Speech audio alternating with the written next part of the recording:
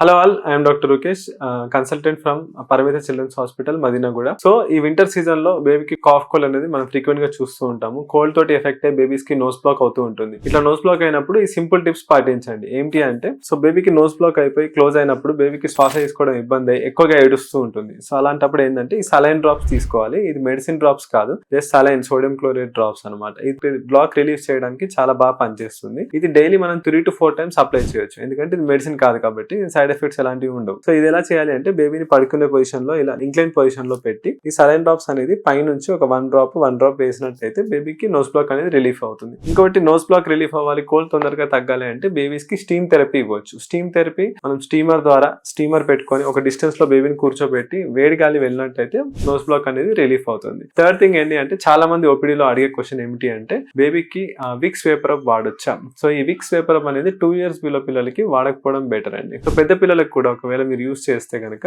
Nose దగ్గర and mouth దగ్గర face కి అప్లై చేయకండి. ఎందుకంటే అది ఇన్హేల్ చేయడం అంత మంచిది కాదు. చేస్తే దగ్గర కావాలంటే బ్యాక్ కి పెట్టాలంటే పెట్టొచ్చు. ఒకవేళ చిన్న బేబీస్ కి మీరు యూస్ చేయాలి అనుకుంటే మాత్రం బేబీ రబ్ యూస్ చేయొచ్చు. Thank you.